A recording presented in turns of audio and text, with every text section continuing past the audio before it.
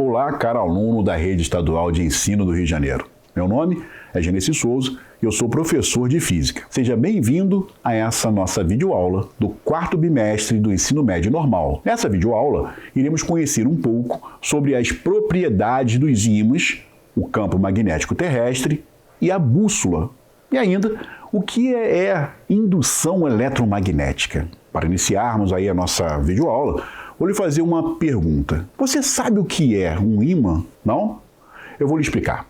Mas antes, vamos a um pouco de história. As primeiras observações relativas ao magnetismo foram registradas na Grécia Antiga, em uma cidade denominada Magnésia, onde se encontrava um mineral em abundância que tinha a capacidade de atrair pequenos objetos de ferro. Esse material passou a ser conhecido como magnetita, em virtude do nome do local onde foi encontrado. O nome dessa cidade deu origem também ao termo magnetismo. Porém, os estudos nessa área foram aprofundados apenas em 1600 pelo físico inglês William Gilbert. Dentre as suas descobertas, destacam-se a existência do campo magnético terrestre e as propriedades dos ímãs. Um ímã é um corpo que gera campo magnético ao seu redor.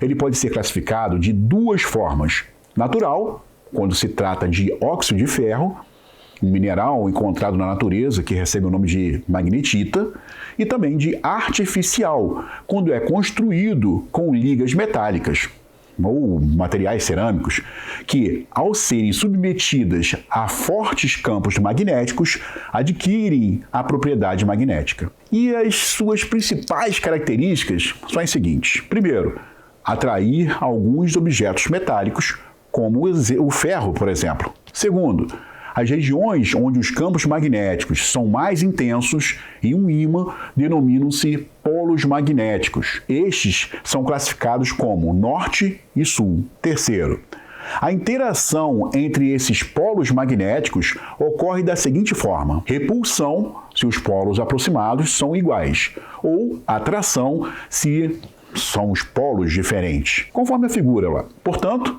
polos de sinais iguais repelem-se, enquanto os polos de sinais contrários atraem-se. Alinhamento com os polos geográficos da Terra, que ocorre se um ímã estiver posicionado de uma maneira em que pode mover-se livremente. A orientação do ímã acontece da seguinte forma: o polo norte do ímã aponta na direção do norte geográfico da Terra, e o polo sul orienta-se na direção do polo sul geográfico da Terra. Esse fenômeno é possível em virtude da existência do campo magnético terrestre. Inseparabilidade dos polos magnéticos.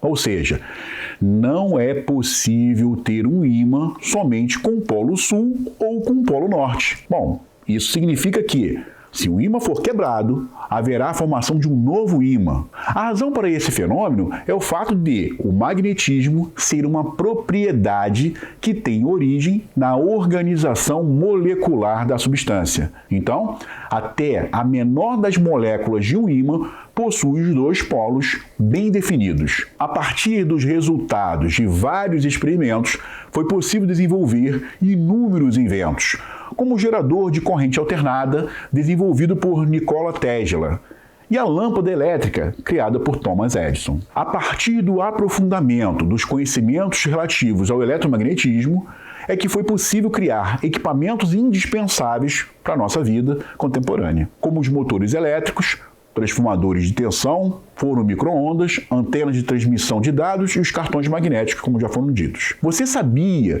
que os telefones móveis funcionam através das ondas eletromagnéticas? Esse aparelho que é fundamental para as comunicações sem fio. E muito mais aplicações dessa teoria da física pode ser vista no nosso dia a dia, nos mais variados equipamentos elétricos e eletrônicos, que não existiriam sem estes estudos. Vamos destacar aqui o funcionamento de dois elementos muito importantes: o motor elétrico e o dínamo. O motor elétrico é uma máquina destinada a converter energia elétrica em energia mecânica, e o mais utilizado de todos os motores elétricos, pois combina a facilidade de transporte, economia, baixo custo, limpeza e simplicidade de comando. São máquinas de fácil construção e fácil adaptação com qualquer tipo de carga. O funcionamento dos motores elétricos está baseado nos princípios do eletromagnetismo, mediante os quais condutores situados em um campo magnético e atravessados por uma corrente elétrica sofrem a ação de uma força magnética. Força essa chamada de torque. Já o dínamo é um gerador de eletricidade, destinado a transformar a energia mecânica em energia elétrica. Este equipamento consiste basicamente de um ímã fixo em um eixo móvel, sendo que ao redor deste há uma bobina, um extenso fio enrolado em espiras e feito de material condutor elétrico, geralmente cobre, sem que haja nessa forma o contato físico entre a bobina e o ímã. Dois tipos de dínamo são utilizados: dínamo em corrente contínua, no qual seu conjunto fornece corrente contínua, ou seja, corrente que circula só em um sentido. O alternador, ou dínamo de corrente alternada, fornecedor de corrente alternada, corrente que circula em um e outro sentido alternadamente. O princípio de funcionamento de um dínamo está ligado ao fenômeno da indução eletromagnética em um quadro plano que gira em um campo magnético uniforme. Tal fenômeno pode ser explicado pela lei de Lenz, que estabelece que o sentido da corrente induzida é oposto ao da variação do campo magnético que o gera. Um outro instrumento que auxiliou e auxilia ainda a navegação é a bússola. Ela é um objeto composto por uma agulha com ímã imantada, uma agulha imantada, que gira sobre uma rosa dos ventos. Ela é instalada em aviões, navios e carros, motos de rally, carros de competição, isso para garantir uma orientação no deslocamento. É claro que atualmente há aparelhos de orientação mais eficientes, geralmente orientados por sinais de radar ou satélites, e que devido a isso, consegue emitir informações de qualquer ponto da Terra, tais como altitude, distâncias, localização, entre outras. Outro fenômeno muito importante é a indução eletromagnética, e eu posso perguntar, o que é isso? Você já sabe que os elétrons livres que se encontram nos condutores movimentam-se de maneira ordenada, transportando a energia elétrica necessária para o funcionamento do aparelho elétrico que esse condutor esteja ligado. Esse movimento ordenado dos elétrons livres é conhecido como corrente elétrica e ela pode ocorrer nos condutores sólidos, como os metais, e em gases e líquidos ionizados. Por outro lado, sabemos que um ímã cria ao seu redor uma região de influência magnética que denominamos de campo magnético. Se considerarmos um ponto fixo nessa região e modificarmos a posição desse ímã, certamente a intensidade do fluxo magnético nesse ponto sofrerá alterações.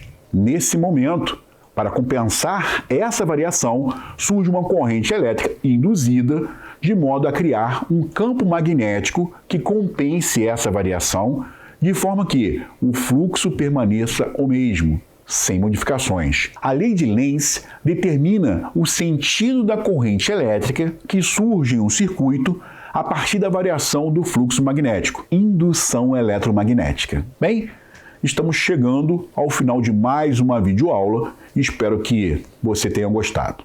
Caso tenha ficado alguma dúvida, reveja essa videoaula ou leia a sua OE. Bom estudo!